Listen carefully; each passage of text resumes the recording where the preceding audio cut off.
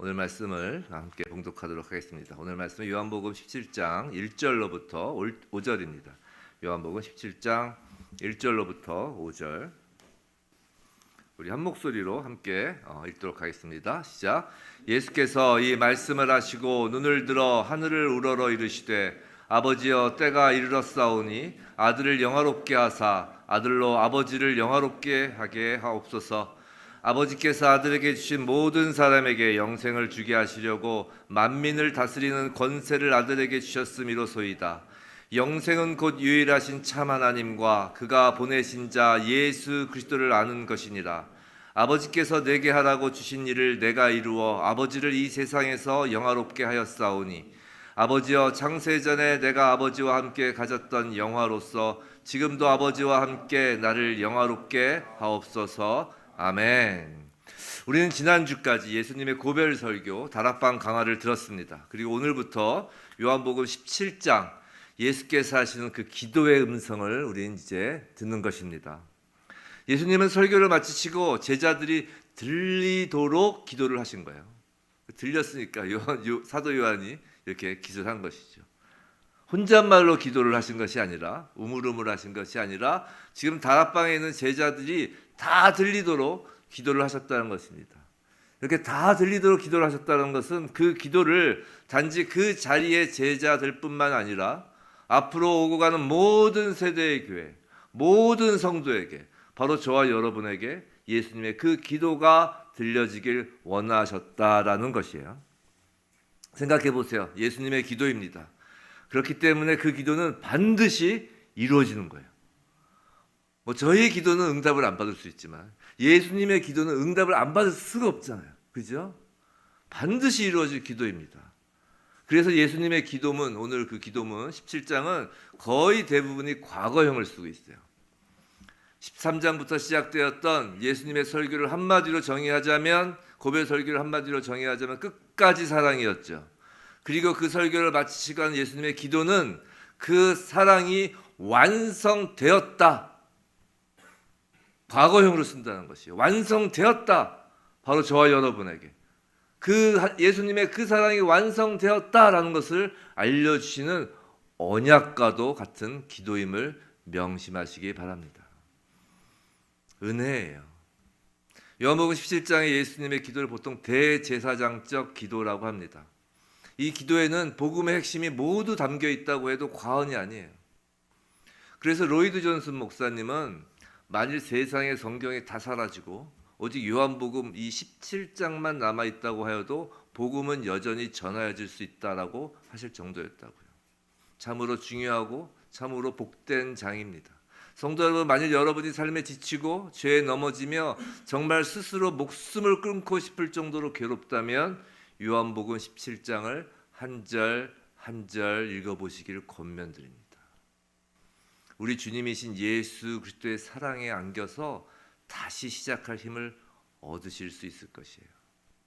그 사랑이라면 우리가 세상 속에서 어떤 어려움과 어떤 우울과 어떤 좌절에 직면하게 되더라도 담대하게 다시 일어설 수 있는 그 원인을 찾을 수 있을 것이에요. 이미 이루어진 과거형에 완성된 사랑, 그 사랑의 언약이기 때문이에요. 성도 여러분, 우리를 일으킬 수 있는 것은 나의 강한 의지가 아니에요. 나의 인격이 아닙니다. 내가 판단하는 옳고 그름이 아니에요. 오늘 대표기도에서 이야기했던 것처럼 우리의 힘으로 죄를 이길 수 없어요. 오직 예수 그리스도의 사랑만으로 그것을 이기며 일어설 수 있는 것입니다. 그 예수 그리스도의 사랑, 오직 예수 사랑만이 전부임을 이 기도문을 통해 우린 확인할 수 있을 것입니다. 자, 부디 오늘부터 우리에게 들려주신 주님의 기도 음성 듣고 이제 영혼이 살아나고 주저앉은 자리에서 힘차게 일어나서 이 땅에서 예수의 사랑을 살아내는 우리 모두이길 주님의 이름으로 축원합니다. 자, 예수의 기도문 이제 오늘부터 본격적으로 들어갈 텐데 크게 세 부분으로 나뉘어 있습니다. 먼저 시작하니까 이 구조를 한번 보자고요. 첫째 부분은 1절부터 8절까지인데 또 혹자는 5절까지라고도 하는데 1절부터 8절까지라고 보는 것이 좋을 것 같아요. 1절부터 8절까지가 한 그룹이에요. 그래서 예수님 자신을 위한 기도로 볼 수 있습니다. 자, 둘째 부분은 9절부터 19절까지예요. 이건 제자들을 위한 기도예요. 또 20절부터 26절 마지막까지는 이제 제자들뿐만 아니라 이제 오고 가는 모든 세대 그 교회 성도들을 위한 기도입니다. 이렇게 예수님의 기도는 구성이 돼 있어요. 근데 예수님의 기도에 대하여 본격적으로 들어가기 전에 우리가 명심해야 할 것은 예수님이 십자가를 바로 앞에 두시고 눈앞에 두시고 마지막까지 기도하셨다는 점이에요. 생각해 보세요. 예수님은 삼위 하나님 중 한 분, 즉 하나님이시잖아요. 그런 예수님이 굳이 기도하실 이유가 있을까요? 하나님이시잖아요. 근데 예전에 말씀드렸는데 예수님은 100% 신성을 가지시지만 또한 100% 인성을 가지신 분이에요. 근데 예전에 말씀드린 게 뭐냐면 예수님의 십자가 사역 및 이 땅에서 성취하신, 즉 예수님이 성취하신 그 하나님 말씀에 그 100% 순종하신 그 모든 사역은 100% 인간으로서 행하셨다는 것이에요. 예수님이 십자가를 지셨을 때는 단 1%의 신성도 들어가지 않고 100%의 인성으로 그 십자가를 지신 거라고요. 예수님께서 하나님이시니까 때려도 안 아프고 다 아니까 고통스럽지 않은 것이 아니라 100% 인간으로서 십자가를 지신 거라고요. 그렇기 때문에 예수님은 기도를 하셔야 했던 것이에요. 예수님은 밤을 새워 기도하시고 새벽 미명까지 기도하셨어요. 예수님은 가히 기도의 사람이었습니다. 기도의 사람이었어요. 인자셨어요. 12명의 제자들을 선택하기 전에도 밤새워 기도하셨다고요. 하나님이니까 내가 그냥 제비 뽑듯이 뚝뚝뚝 뽑은 게 아니라고요. 기도 밤새 하시고 제자들을 뽑으셨다고요. 오병 이어의 기적을 행하실 때와 죽은 나사로를 살리실 때도 기도하셨어요. 십자가를 지시기 전에 겟세마네에서 땀방울이 핏방울이 되도록 기도하셨다고요. 예수님도 그렇게 기도하셨어요. 하물며 우리도 마땅히 기도해야 하는 것입니다. 기도는 해도 되고 하지 않아도 되는 것이 아니라 성도에게 기도란 호흡과도 같은 것이라고 제가 며칠 전 새벽 예배에서 말씀드렸죠. 호흡과도 같은 것이에요. 반드시 해야 하는 것입니다. 호흡이 멈추면 죽는 거예요. 성도에게 기도는 호흡이라서 호흡을 멈추면 죽는 것처럼 성도는 죽는 거예요. 며칠 전 새벽 예배에서 그런 말씀 드렸잖아요. 기도하지 않으면 뭐라고요? 믿는다고 말하지 말라. 여러분 기도하지 않고선 믿는다고 말하지 마세요. 그리고 새벽 예배에서 또 이런 말씀도 드렸었어요. 요한 웨슬리의 말도 들려드렸죠.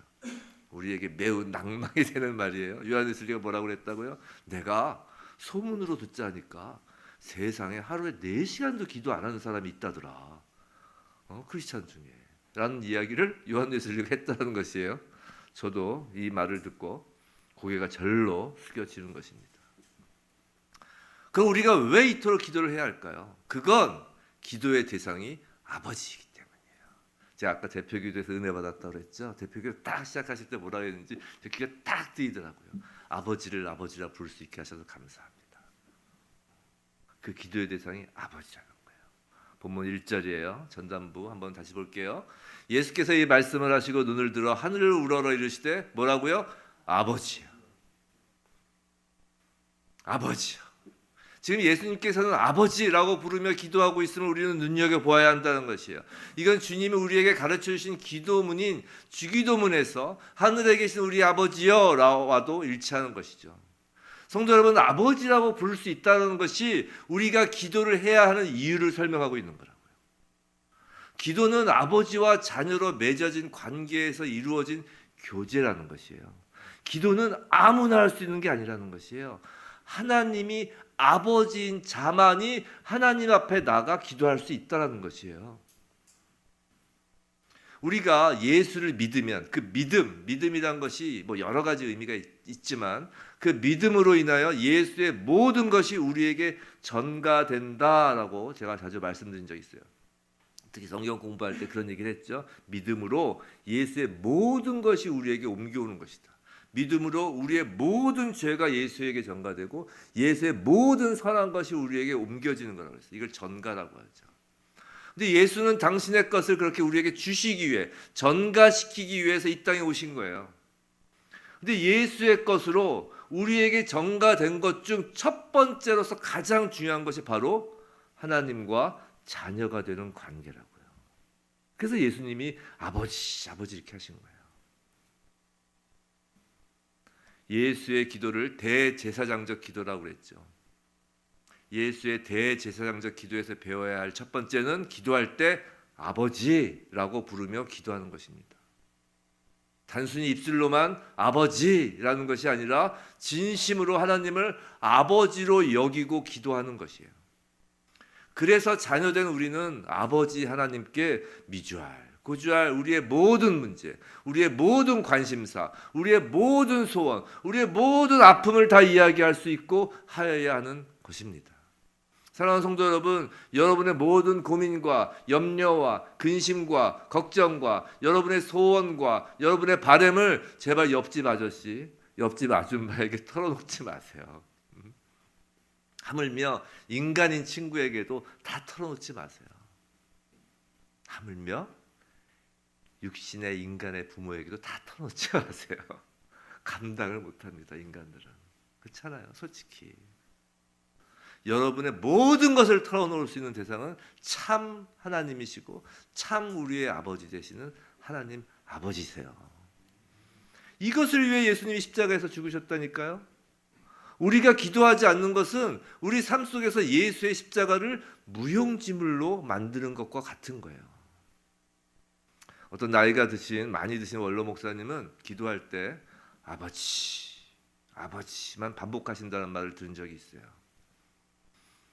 그 목사님은 아신 것입니다. 아버지라는 그 단어에 담긴 예수 그리스도의 그 십자가 은혜와 하나님의 자녀를 향한 사랑을 아시는 거예요. 성도 여러분, 우리는 만왕의 왕이신 창조주 하나님을 아버지라고 부르며 그 아버지 품에 안겨 속닥속닥 이야기할 수 있는 특권을 가진 아버지의 자녀예요. 부디 아버지라고 부르며 날마다 기도하는 저와 여러분에게 주님의 이름으로 축원합니다. 아버지라고 부르세요. 기도할 때 주여라고 하는 것보다 아버지 하는 게 훨씬 나아요. 넌 왜 주여 삼창하는지 모르겠어요. 아버지 삼창을 하세요, 차라리. 왜냐하면 주님이라는 것은 기본적으로 주인과 종된 관계잖아요. 물론 그게 틀린 얘기는 아니지만 기도의 기본은 주님께서 가르쳐 주셨잖아요. 하늘에 계신 우리 주님이 아니잖아요. 하늘에 계신 우리 아버지라고요. 아버지를 부르시기 바랍니다. 예수님의 기도는 대제사장적 기도라고 했어요. 근데 성경은 우리를 보고 뭐라고 그러죠? 왕 같은 제사장이라고 했습니다. 즉 제사장인 우리의 기도 역시 대제사장인 예수의 기도를 본받아야 한다는 것이에요. 예수님이 하나님께 무엇을 구하는지 알아야 하는 이유이기도 하는 것입니다. 자, 우리가 아버지 좋아요. 그렇게 해야 돼요. 근데 그 속닥거리는 기도, 나의 모든 것을 털어놓는 그 속닥거리는 기도 이상의 것을 기도하는 제사장이에요. 그죠? 예수님이 하나님 아버지께 속닥거리는 기도만 하신 게 아니라 예수님의 기도가 보여주신 것은 대제사장적 기도라는 것이에요. 바로 제사장인 바로 우리의 기도가 되어야 된다는 것이죠. 그것이 무엇인지 이제 본격적으로 보겠습니다. 오늘 본문 1절 후반부를 보겠어요. 함께 읽겠습니다. 시작. 때가 이르렀사오니 아들 영화롭게 하사 아들로 아버지를 영화롭게 하게 하옵소서. 자, 때가 이르렀사오니 라고 합니다. 여기서 때란 당연히 예수께서 십자가를 지신 때예요. 근데 그 십자가를 지실 때가 이르렀으니 아들을 영화롭게 하시고 그 아들로 아버지를 영화롭게 해달라고 지금 예수님은 간구하시는 거예요. 하옵소서니까 간구하시는 거예요. 자, 여기서 영화죠. 영화 또는 영광으로 번역되는 헬라어 원어는 독사예요. 독사. 그 의미는 칭찬, 명성, 빛나는 영예라는 의미도 있어요. glory라는 의미도 있긴 있는 거예요. 또한 어떤 존재의 드러남, 어떤 존재의 지식과 가치가 드러난다라는 의미도 있는 것이에요. 즉 하나님의 영광이라고 하면 하나님의 명성, 하나님의 빛나는 영예라는 의미와 함께 하나님의 존재가 드러나는 것, 하나님에 대한 지식과 견해, 하나님의 가치가 드러나는 것을 의미해요. 근데 이 둘은 서로 일맥상통해요. 하나님이 밝히 드러나면, 하나님께서 드러나시면 또 하나님에 대한 올바른 지식이 생기면 생길수록 우리는 하나님을 찬양할 수밖에 없어요. 하나님이 드러날수록 하나님을 경배할 수밖에 없게 되는 것이죠. 결국 이 영광이라는 것은 궁극적으로 하나님의 드러나심, 하나님의 계시를 뜻하는 것이에요. 그래서 시내산에서 모세가 이제 십계명을 받을 때 하나님이 임재하시잖아요. 그때 구름과 막 바람과 막 번개가 이렇게 한다고 이제 출애굽기 나오잖아요. 이게 하나님의 임재를 이렇게 표징하는 거거든요. 표징. 구약의 언어로 구약 뭐 구름과 뭐 그렇게 뭐 바람과 막 이렇게 뭐 번개와 그 이제 하나님이 임재하셨다는 걸 이제 표징하는 구약적 언어예요. 그것이 영광이라는 거군요. 하나님의 영광을 보니 이스라엘 백성들이 다 고개를 못 든다고 그러잖아요. 그러니까 하나님의 영광은 기본적으로 하나님의 드러나심, 하나님이 밝히 계시되는 것을 뜻하는 것입니다. 그래서 그 아까 방금 읽은 그 1절의 후반부 아들로 아버지를 영화롭게 하옵소서라는 구절은 어렵지 않아요.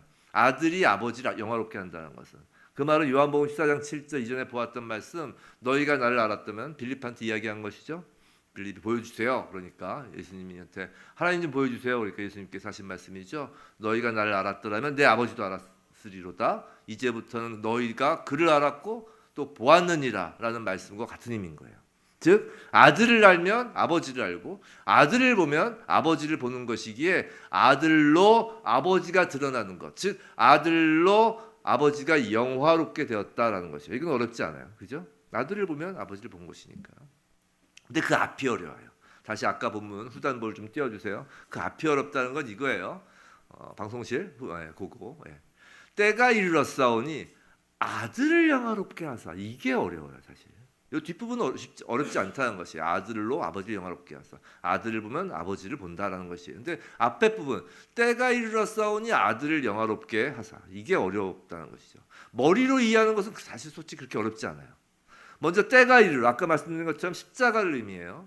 근데 십자가를 지는 것이 아들을 영화롭게 한다는 것이에요. 머리로는 그럴 수 있다. 예수님이니까 라고 되지만 심정적으로 이해할 수가 없다는 것이에요. 사실 심정적으로. 어떻게 십자가가 아들의 영광이 됩니까? 백마를 탄 왕 정도는 돼야 영광이라고 생각하는 우리 인간에게 이것은 동의받을 수 없는 대목이라는 것이에요. 예수의 이 기도를 올바르게 이해하기 위해서는 본문 4절 5절을 함께 보아야 해요. 4절 5절 함께 보겠습니다. 우리 함께 읽어볼까요? 시작. 아버지께서 내게 하라고 주신 일을 내가 이루어 아버지를 이 세상에서 영화롭게 하였사오니 아버지여 창세전에 내가 아버지와 함께 가졌던 영화로서 지금도 아버지와 함께 나를 영화롭게 하옵소서. 아멘. 잠깐 띄워주세요. 제가 내려주세요 라고 할 때까지 잠깐 띄워주세요. 자, 4절에서 아버지께서 내게 하라고 주신 일, 이것은 이제 다음 주에 보게 될 그 요한복음 17장 예수님의 기도 중에 다음 주에 보게 될 6절부터 8절까지의 일을 지칭하는 거예요. 그래서 오늘은 안 볼 거예요. 다음 주에 설명드릴 거예요. 요약하자면 이제 제자들이 아버지를 알게 하고 제자들로 하여금 아버지를 믿게 하는 그 일이에요. 요약하자면. 여하튼 그 일을 예수께서 모두 이루시어 아버지를 세상에 드러냈다라는 것이에요. 즉 예수님의 공생의 사역은 아버지를 드러내는 일이었다라는 것이 이제 4절의 뜻이죠. 영화롭게 한다는 게 드러내는 것이니까요. 근데 이제 5절 말씀은 자, 아버지와 창세전에 내가 아버지와 함께 가졌던 영화로서 지금도 아버지와 함께 나를 영화롭게 하옵소서. 자, 5절 말씀은 자, 그렇게 예수님께서 공생의 기간 중에 내가 수고하였으니까 그 보답으로 창세전에 아버지와 함께 하였던 그 영광을 회복시켜 주세요라고 기도하는 것이 아니라는 거예요. 그게 아니라는 거예요. 예수님께서 당신의 공생의 사역이 너무 지긋지긋하게 힘들었으니까 이제 그 대가로 그 보상으로 다시 옛 영광을 주세요라는 말이 아니라는 것이죠. 예수님이 그렇게 얄팍하신 분이 아니잖아요. 그러니까 그렇게 지금 5절을 읽으면 이제 아까 그 1절에서 때가 이르렀사오니 아들을 영화롭게 하사 또 지금 5절에서 나를 영화롭게 하소서 즉 예수 그리스도를 영화롭게 하소서라는 그 말을 이해를 못한다는 것이에요. 자, 분명히 예수님은 창세 전에 하나님 아버지와 함께 하신 성자 하나님이세요. 그게 이제 5절 전반부예요. 이제 내려주셔도 돼요. 그런데 지금은 100% 인간으로서 십자가를 져야 한다고 그랬죠. 100% 인간으로서 십자가를 지는 거예요. 자, 겟세마네 기도에서 우리가 아는 바와 같이 피하고 싶은 잔을 마셔야 하는 순간이라고요. 지금 예수님은 100% 인간이시기 때문에 지금 100% 인간이신 예수께서 십자가를 비껴가고 싶은 마음이 당연히 드신 거라고요. 우리는 겟세마네 동산에서 그걸 알았잖아요. 그래서 방금 본 그 5절 말씀은 창세 전에 아버지께서 함께 하셨던 것처럼 지금 함께하여 주셔서 내가 십자가의 길을 갈 수 있게, 즉 순종할 수 있게 해달라고 지금 기도하는 거라고요. 때가 이르렀음에 아들을 영화롭게 하사 때가 이르렀음에 저를 십자가의 길을 순종케 하여 주십시오라는 거라고요. 창세 전에 아버지와 함께 했던 것처럼 지금 아버지 함께 해주셔서 제가 이 십자가를 지게 해주세요라는 것이라고요. 내가 원래 있어야 할 자리인 하늘 보좌의 영광을 돌려주세요라는 것이 아니라 내가 십자가를 지는 순종을 할 수 있도록 간구하는 거라고요. 아버지가 창세 전에 함께 하신 것처럼 함께 하심으로 말이에요. 이렇게 해석되는 이유가 예수님의 기도는 고별 설교의 끝부분을 마치시고 드린 기도라고 그랬잖아요. 그죠? 다 마치시고 드린 기도. 그래서 고별 설교의 끝부분과 연결되어 있어요. 이 예수님의 기도는. 우리가 지난주 보았던 그 예수님의 고별 설교의 끝부분을 그래서 봐야 돼요. 16장 32절, 33절 다시 보겠어요. 한번 읽어볼까요? 시작. 보라, 너희가 각각 제 곳으로 흩어지고 나를 혼자 둘 때가 오나니 벌써 왔도다. 그러나 내가 혼자 있는 것이 아니라 아버지께서 나와 함께 계시느니라. 이것을 너희에게 이르는 것은 너희로 내 안에서 평안을 누리게 하려 함이라. 세상에서는 너희가 환난을 당하나 담대하라. 내가 세상을 이기었노라. 자, 여기서 조금만 띄워주세요. 32절 뒷부분, 아버지께서 나와 함께 계시느니라 와 33절 끝부분, 내가 세상을 이기었노라가 서로 연결되는 거라고요. 즉 아버지께서 나와 함께 계시기 때문에 내가 세상을 이긴 거라고요. 내가 세상을 이기었노라라는 말씀이 뭐라고요? 이게 예수께서 십자가를 지시는 것을 가리키는 말씀이잖아요. 이거. 예수님께서 백마 타고 와서 내가 다 쓸어버려요. 이게 아니라 예수님은 당신 십자가를 지시는 걸 두고 세상을 이기었노라라고 말씀을 하시는 거라고요. 그래서 이 고별 설교의 마지막 부분 말씀이 오늘 기도문에서는 이제 본문에, 오늘 본문이죠. 때가 이르렀사오니 아들을 영화롭게 하사. 이제 내려주세요. 아들 영화롭게 하사. 그리고 지금도 아버지와 함께 나를 영화롭게 하소서라는 기도로 그 32절, 33절, 16장 32절, 33절 고별 설교가 이제는 기도문으로 드려지게 되는 거라고요. 이해가 되셨죠? 지금 예수님은 십자가를 앞에 두고 그 십자가를 피하게 해달라고, 치워달라고 기도하는 것이 아니라 아버지께서 함께 하셔서 자신이 그 십자가를 지게 하여 달라고 기도하는 것이에요. 그것이 아버지가 함께 하심으로 예수가 세상을 이기는 것이기 때문이라는 것입니다. 성도 여러분, 예수의 삶은 곧 말씀의 성취의 삶이에요. 곧 순종의 삶이라고요. 그 순종이 예수의 영화로움이며 그 순종의 클라이막스가 십자가이며, 그리고 그 십자가에서 죄를 향해 쏟아지는 하나님의 공의가 드러나는 것이고, 그 십자가 위에서 하나님의 독생자 아들 예수 그리스도를 내어놓으시는 하나님의 사랑이 있는 그대로 드러나는 것이에요. 바로 그 십자가가 하나님 아버지를 드러낸 것이라고요. 예수님의 그 순종을 통해서 말이죠. 그래서 예수님의 순종이 예수의 영화로움이신 거예요. 그럼 대제사장의 제자인 우리가 이제 제사장이라고 했잖아요. 그러니까 우리 제사장인 성도의 기도는 어떠해야 할까요? 예수의 본을 따르는 기도여야 하는 것이에요. 하나님의 영화로움이 기도의 내용이 되는 것입니다. 그래서 아버지의 영화로움을 드러내기 위한 우리의 영화로움도 역시 순종해야 되는 것이에요. 그런데 그 순종조차 어떨 때 가능하다고요? 하나님이 함께 하심으로 가능하다는 거예요. 그래서 예수님처럼 하나님께서 함께 하심으로 우리의 순종이 가능케 하여 주옵소서라고 기도하라는 것이에요. 그렇다면 우리가 순종할 구체적인 내용이 무엇일까요? 무엇으로, 우리는 과연 무엇으로 하나님을 영화롭게 할 수 있을까 말입니다. To be continue. 이건 오늘 못해요. 왜냐하면 그거에 대한 말씀은 바로 예수님의 제자들, 예수님의 오고 가는 모든 교회와 성도들을 위한 기도, 즉 17장, 예수님의 기도 17장 9절 이하에서 등장하기 때문입니다. 그러니까 그건 그때 가서 살펴보겠어요. 과연 우리가 순종해야 할 구체적인 내용은 무엇일까?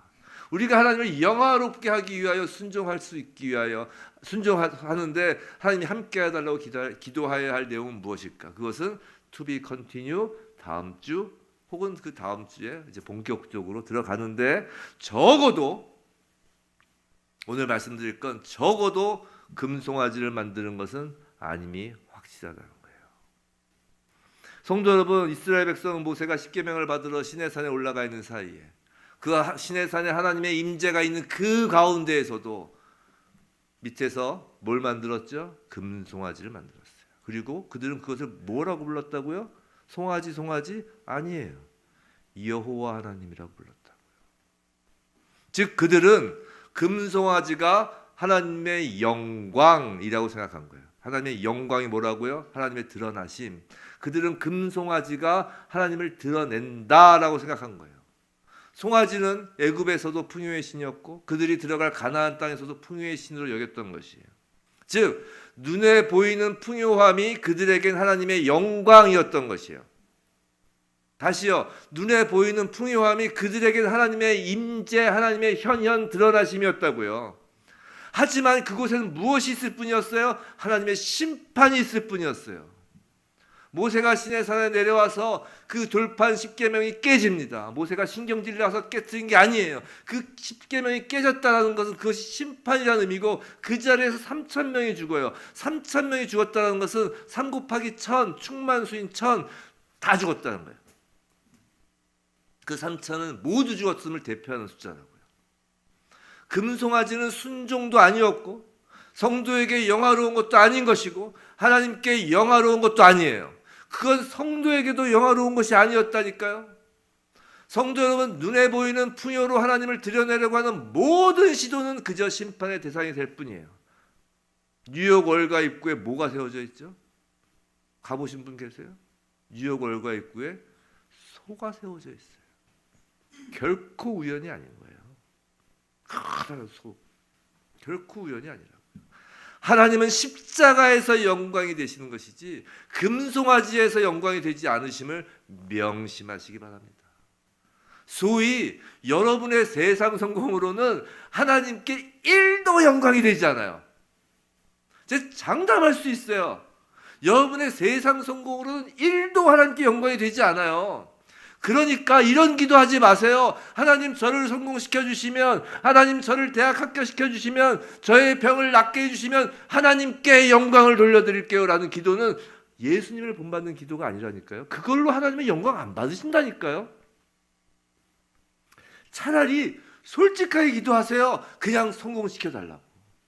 차라리 솔직하게 기도해서 뭐 이거 우리 그런 기도 많이 하잖아요. 제가 뭐 성공해서 돈을 많이 벌면 제가 뭐 교회를 세워서 하나님께 영광을 드리고 하나님께 뭘 해서 영광을 드리고, 하나님 그런 거 필요 없대 하시는 거예요. 하나님 영광에는 그냥 솔직하게 하나님 돈 벌게 해주세요라고 기도를 하세요. 하나님 병 낫게 해주세요 기도를 하세요. 합격시켜달라고 그냥 때를 쓰시는 것이 훨씬 낫다는 것이에요. 그게 솔직한 거예요. 왜냐하면 아기니까요. 우리는 어린아이니까. 어린아이가 엄마 아빠 젖 주세요. 내가 젖 주면 어머니의 아버지의 영광을 드러낼게요. 그러지 마시라니까요. 예수께서 아버지와 함께하며 십자가를 순종하여 하나님을 영화롭게 하는 일은, 그래서 우리에게 솔직한 기도를 하게 하는 것입니다. 자, 근데 하나님을 영화롭게 하는 일, 그것은 단지 아들과 아버지 사이에서 끝나는 일이 아니에요. 저희와 이 아버지 사이에서만 끝나는 일이 아니에요. 그건 결국은 하나님께서 궁극적인 목적이 있어요. 그게 뭐냐면 영생을 주시기 위한 거예요. 영생을. 이제 영생에 이제 한번 초점을 맞춰 보겠습니다. 예수의 대제사장적 기도가 맞춰 있는 그 영생 2절이에요. 우리 한번 2절 읽어볼까요? 시작. 아버지께서 아들에게 주신 모든 사람에게 영생을 주게 하시려고 만민을 다스리는 권세를 아들에게 주셨음이로소이다. 이 구절 되게 재밌는 구절이에요. 일단 아들의 영화로움, 즉 십자가와 이를 통하여 드러나는 아버지의 영화로움, 즉 하나님의 하나님 되심, 하나님의 사랑, 하나님의 은혜, 하나님의 성품이 드러남은 영생을 주는 것과 연관이 있다는 것이에요. 이게 하나님이 드러나면서 영생이 주어지는 거예요. 자, 2절에서 먼저 우리가 알아야 할 것은, 2절 계속 보세요. 영생의 대상은 누구라고요? 모든 사람으로 읽으면 안 돼요. 모든 사람이 아니에요. 아들에게 주신 모든 사람이에요. 만민구원론은 아닌 거예요. 만민구원교 뭐 있었잖아요 옛날에. 그건 아니에요. 그건 이단이에요. 아들에게 주신 모든 사람이에요. 그런데 그 후단부가 재밌어요. 아들에게 주신 모든 사람에게 영생을 주게 하시려고 만민을 다스리는 권세를 아들에게 주신다고요. 이게 독특한 거예요. 이게 하나님의 일하심의 독특한 면이에요. 그래서 우리 아들에게 주신 모든 사람을 위하여 만민을 다스리는 권세를 아들이 주셨잖아요. 그래서 아들에게 주시지 않은 사람조차 그 예수의 다스림 안에 그래도 좀 잘 사는 거예요. 낫게. 예수를 믿지 않는 사람들도. 이 말씀을 잘 이해하도록 보여주는 장면이 창세기에 있어요. 창세기에 요셉이 애굽의 총리가 되는 내용이 바로 이것을 잘 보여줘요. 창세기 45장 7절 8절을 보면 요셉이 총리가 된 후에 애굽에서 형제들을 만나면서 하는 말이 나와요. 한번 볼게요. 우리 한번 읽어볼까요? 시작. 하나님의 큰 구원으로 당신들의 생명을 보존하고 당신들의 후손을 세상에 두시려고 나를 당신들보다 먼저 보내셨나니 그런즉 나를 이리로 보낸 이는 당신들이 아니요 하나님이시라. 하나님이 나를 바로에게 아버지로 삼으시고 그 온 집의 주로 삼으시며 애굽 온 땅의 통치자로 삼으셨나이다. 자, 요셉을 애굽 온 땅의 통치자로 삼으셨는데 그 애굽 온 땅의 통치자로 삼으신 까닭이 뭐라고요? 애굽 사람의 생명을 보존하려고요? 아니라니까요. 그냥 애굽 사람들은 그냥 그 떡고물 떨어지듯이 그 10년을 잘 보낸 거예요. 요셉이 그 총리로 있으니까. 근데 요셉을 총리로 해서 애굽 전체를 다스리게 한 것은 그 애굽 사람들이 흉년에서 죽지 말라고 총리로 만든 게 아니라 누구의 생명을 보존하려고요? 바로 요셉의 형제들, 즉 야곱의 아들들과 그 후손의 생명까지 보존하려고 온 땅의 통치자로 삼으셨다는 것이에요. 이것이 하나님의 통치 스타일이신 거예요. 하나님은 지금도 만유를 통치하세요. 근데 무엇을 위해서 통치하신다고요? 바로 저와 여러분에게 영생을 주시기 위해서 만유를 통치하신다고요. 놀랍지 않습니까? 주님이 전 우주를 통치하시는데 그 관심사는 전 우주가 아니세요. 바로 저와 여러분의 영생의 관심이시라는 거예요. 절대적 은혜입니다. 우리 가끔 그런 얘기 하잖아요. 전 우주에 그 먼지 같은 지구에 그 먼지 같은 지구에서도 또 먼지 같은 사람. 이거는 인본주의자들이 하는 얘기예요. 절대 그렇지 않습니다. 예수 믿는 사람들은 그런 생각을 가지면 안 돼요. 반대예요. 하나님이 전 우주를 통치하시지만 바로 너희들이 얘기하는 그 먼지 같다는 바로 우리를 위하여 전 우주를 통치하시는 거야. 너희들은 그냥 그 곁다리로 그냥 페이버를 받는 것뿐이야. 옆에서. 그런 것입니다. 근데 이 영생은 단지 생명이 시간적으로 영원히 지속되는 것을 의미하지는 않습니다. 영원히 생명이 계속 사는 게 그렇게 좋은 건 아니죠. 그럼 오늘 예수님은 그 영생이 무엇인지 그 개념을 확실히 알려주세요. 이것이 3절이에요. 3절. 우리 함께 읽어볼까? 시작. 영생은 곧 유일하신 참 하나님과 그가 보내신 자 예수 그리스도를 아는 것이니라. 영생은 유일하신 참 하나님과 그가 보내신 예수 그리스도를 아는 것이라고 해요. 그냥 오래 사는 게 아니에요. 여기서 예수님은 유일하게 뭐라고 본인을 지칭하시죠? 예수 그리스도를 아는 것이니라. 지금 예수님이 하신 얘기예요. 예수님이 기도하시면서 성경에서 사복음서에서 예수님 스스로를 그리스도라고 부르신 적은 없어요. 여기서 유일해요. 이 장면에서 본인이 스스로가 즉 그리스도 메시아 즉 구원자라는 의미죠.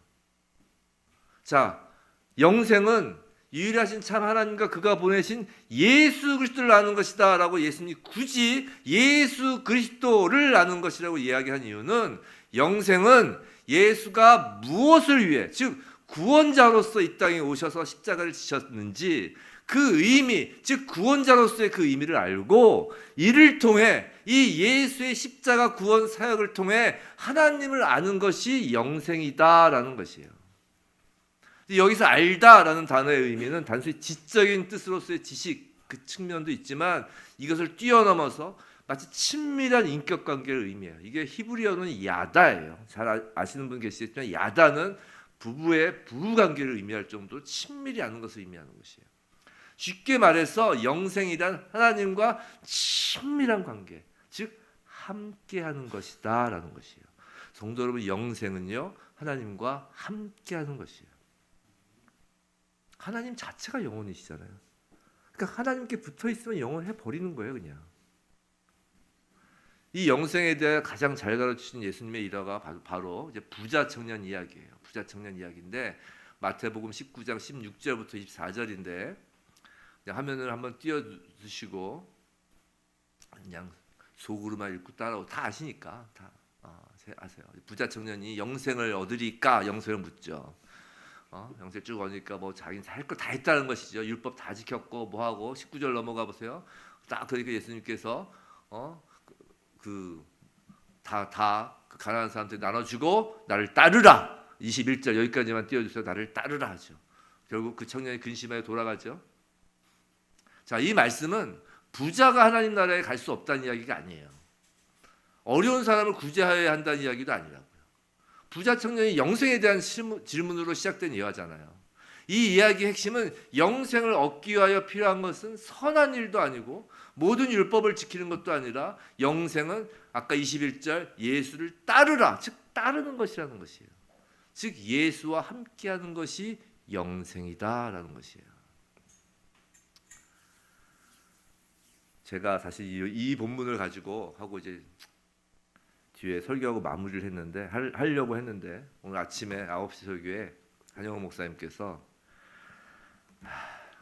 또 성령님의 음성을 들려주셔서 제가 부자 청년 이것만 제가 딱 들고 설교를 마치려고 했어요. 좀 시간이 있더라도 오늘 한영호 목사님 아침에 예를 든 그 본문 말씀을 하나 더 보겠습니다. 괜찮죠? 뭐 성찬해도 뭐 예배만 10분 정도 더 늦게 끝나고도 괜찮죠? 누가복음 이건 없어요 자막에. 이건 즉흥 설교예요. 즉흥 설교. 장사 이렇게 밑에 놓고 하지만 이건 즉흥 설교예요. 아침에 한영호 목사님을 통하여 성령님의 음성을 들려주셔서 이 말씀을 드려야겠어요. 누가복음 10장 펼치세요. 정경책 있으신 분들은 거기 보면 율법사 이야기가 나오죠. 율법 교사가 나옵니다. 다 아시는 사마리아 선한 사마리아 비유예요. 그러니까 성경을 안 읽으셔도 내용은 다 알 거예요. 근데 펼치시는 게 편하실 거예요. 저도 아침에 이 말씀을 들으시고 그래 율법 교사가 영생에 대해서 또 물었는데 이게 더 영생에 대하여 뭐 부자 청년도 설명이 잘 되지만 리얼하게 설명을 드리는데 이것만 하는 게 없겠다 이런 게 들었어요. 자, 뭐 내용은 아시니까 제가 중요한 부분만 볼게요. 자, 율법 교사가 물어봐요. 예수님은 율법 교사를 등장을 시키십니다. 영생을 얻으리까라고 물어보죠. 그래서 이제 율법 교사 나름 대답은 멋지게 했어요. 율법 교사니까 잘 알죠. 하나님을 사랑하고 내 이웃을 내 자신같이 사랑하라. 예수님께 맞다라고 그랬어요. 근데 이제 내 이웃이 누구니까 합니다. 자, 이제 예수님의 비유 말씀이에요. 선한 사마리아 비유. 이 선한 사마리아 비유는 이게 내 이웃을 사랑하라. 뭐 맞습니다. 틀린 건 아니에요. 근데 그게 주제가 아니에요. 지금 뭘 얘기하자고 이 얘기가 나온 거예요. 율법 교사가 영생 보다가 선한 사마리아인 이야기 나온 거잖아요. 그죠? 그러니까 선한 사마리아인 이야기는 영생이 무엇인지에 대해 확실히 보여주는 예수님의 비유예요. 그걸 오늘 알고 넘어가자고요. 자, 어떤 사람이 30절 예루살렘에서 여리고로 내려가다가 예루살렘에서 여리고로 내려가는 길이 있는 거예요. 이 여리고로 내려가는 길은 뭐냐면 보통 그 제사장들 그리고 그 레위인들이 이렇게 제사를 마치고 또 강독을 마치고 자기 거주지로 내려가는 길이에요. 이 길이. 그래서 여리고 내려가는 길에 또 강도가 많았다는 것이죠. 그래서 강도를 만나서 거의 죽은 것을 버리고 간 거예요. 그래서 강도는 사탄을 의미해요. 사탄이 우리를 다 거반 죽인 거예요.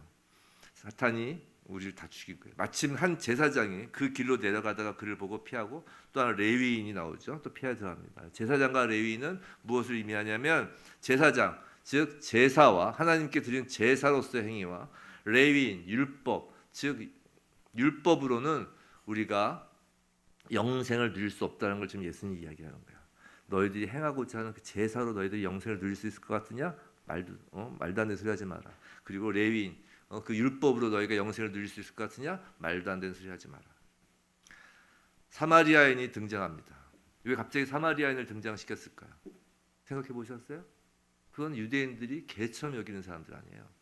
즉 율법으로도 또 제사에도 참여 못하는, 즉 율법에, 그러니까 이스라엘로 치면 이스라엘 성전에서도 핍박받고 이스라엘 율법으로도 핍박받는 자 누구예요? 예수예요. 그래서 사마리아인이 예수예요. 이 땅에서 핍박받는 자, 이 땅에서 십자가에 달리신 예수를 말하는 거라고요. 예수가 가까이 가서 기름과 포도주를 그 상처에 붓고 싸매고 자기 짐승에 태워 주막으로 들어가 돌보는 것이죠. 이 강도 만난 자는 거반 죽었어요. 다 죽었어요. 즉 사마리아인이 기름과 포도주를 상처에 붓고 싸맬 때, 태울 때 뭐 하나 거부할 수도 없었어요. 이 사람 유대인이에요. 예루살렘에서 여리고로 내려가다 강도 만난 사람은 유대인으로 보는 게 일반적이에요. 아니면 예루살렘에서 여리고로 내려갈 이유가 없어요. 만약에 이 사람이 조금 제정신이고 살만하면 사마리아인이 자기를 치유하고 뭐 하려는 걸 막 거부하겠죠. 발버둥 치겠죠. 이러지 말라고. 어디 더러운 게 나를 만지냐고. 완전히 죽었기 때문에 사마리아인이 하는 그대로 모든 걸 다 받은 거예요. 모든 걸 다 받은 겁니다. 영생은 그런 거란 거예요. 이해되셨어요? 영생은 다 죽어 있을 때 예수님이 와서 소독해주고 예수님이 와서 기름과 포도주를 먹이고 예수님께서 상처를 붓고 그렇게 해서 소생시키는 거예요. 그게 영생이라는 거예요. 네가 바로 강도 만난 자라는 거예요. 네가 바로 강도 만나서 다 죽은 자인데 네가 무슨 이웃을 찾고 있느냐라는 거예요.